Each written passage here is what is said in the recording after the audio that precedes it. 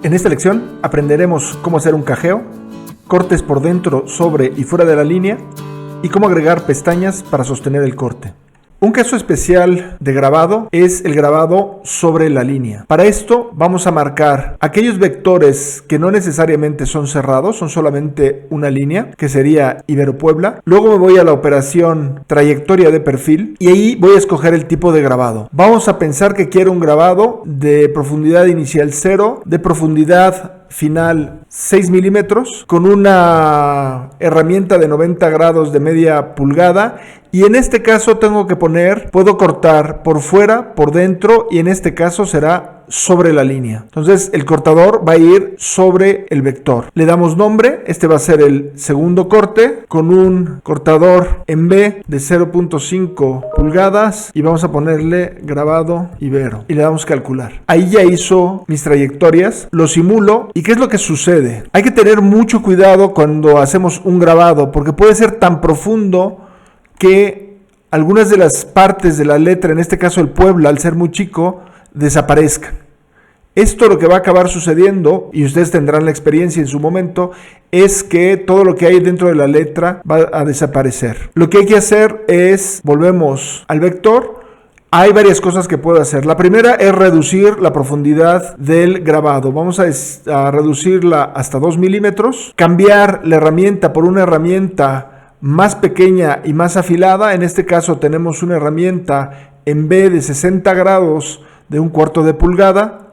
La selecciono sobre, y entonces voy a tener que guardar ahora con un nuevo nombre. En lugar de ser una de 0.5, va a ser de 0.25 pulgadas el grabado Ibero. Calculo, simulo, y entonces voy a ver que es menor el grabado, pero que ya aparece mejor mi grabado de Puebla. De cualquier forma, cuando vayan a hacer esto, antes de hacer su producto final, yo les recomiendo que hagan una prueba con el vector en un material que puedan ustedes tirar, que no les importe que se vaya a la basura. El siguiente corte que vamos a ver es el corte de cajeado. En mi mesa tengo una lapicera, que es este vector, que quiero que solo esté medio centímetro por debajo de la superficie. Selecciono el vector, selecciono la opción de trayectoria de cajeado, la profundidad inicial es 0, la final vamos a decir que sean 5 milímetros. El cortador, vamos a seleccionar un cortador de 1/4 de pulgada o 6 milímetros y que sea plano. En este caso podemos hacer un corte compensado que va desde el centro hasta el final, o bien un corte de trama a lo largo de todo el cajeado. Normalmente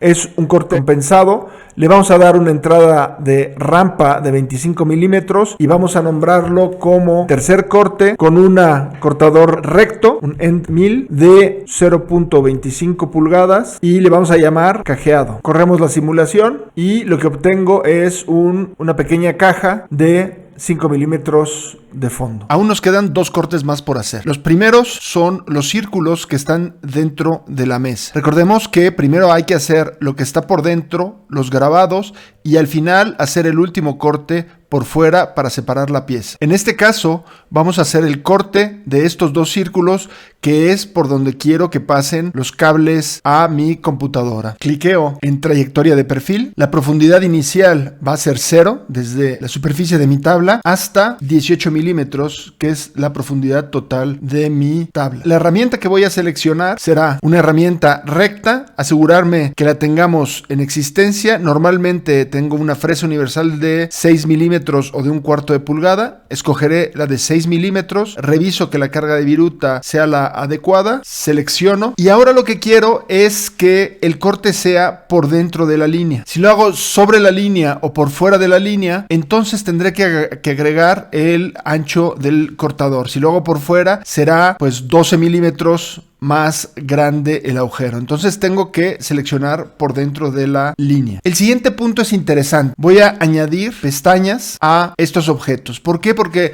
normalmente cuando tengo una pieza muy chica y la corto, la pieza chica puede salir disparada y me puede arruinar parte de mi trabajo. Entonces añado pestañas, editar pestañas, un número constante, vamos a decir que tenga una sola pestaña, agregar pestaña, Aquí ya aparecen las pestañas agregadas. Va a ser una pestaña de 3 milímetros de altura y 12 milímetros de ancho. Podemos hacerla más pequeña.